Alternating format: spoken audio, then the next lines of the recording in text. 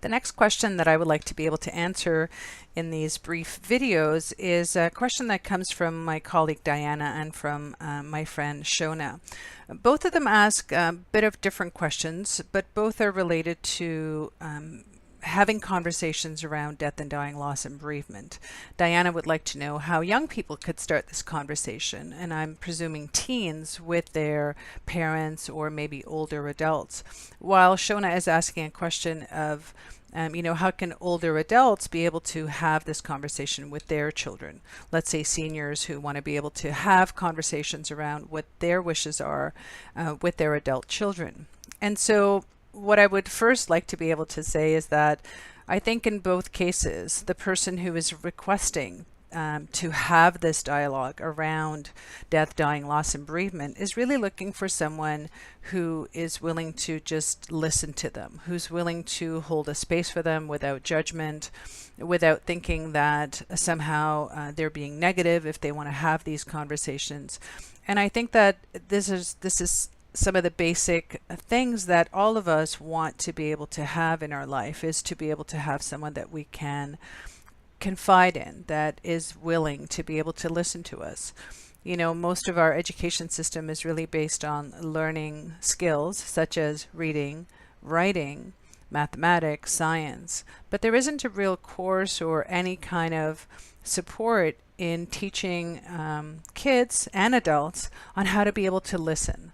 Being able to have a space where their own agenda isn't coming across, where they're not necessarily needing to fix things. It's taken me quite a long time to be able to just sit with someone and be fully present, be able to hold a very safe space for them so that they can be able to say what they need to say as it pertains to their desire to die, or their desire for a cure, or their desire for some of the particular things that they would like to be able to have in their dying and death.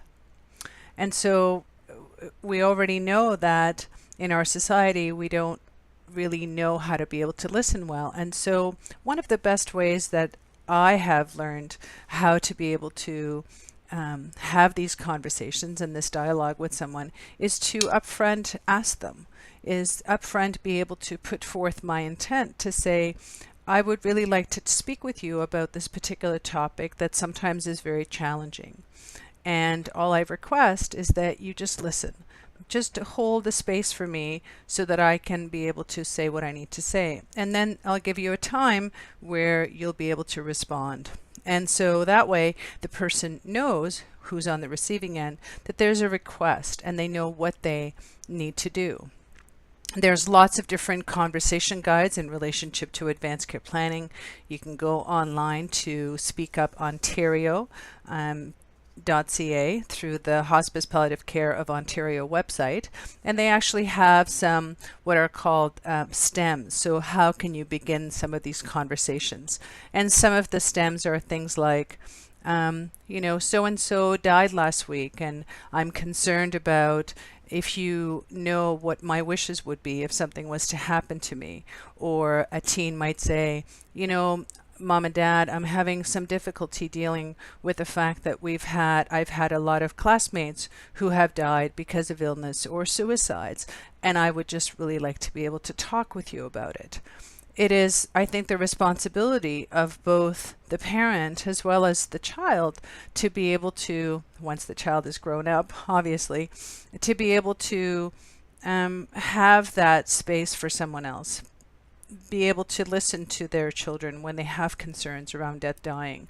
There are a lot of teen suicides now, and it has an impact. Many of the bereavement groups have bereavement support for family members or relatives, right? Close-knit family, and there isn't necessarily a lot of support, as far as I know and what I have heard in my own community, that would just support teens to come together and talk about their concerns, talk about their grief, talk about their anger, their pain, their sadness, their depression, and what they think about it. So it's, again, how can we create these spaces where people are able to have honest, open conversations around death, dying, loss, and bereavement.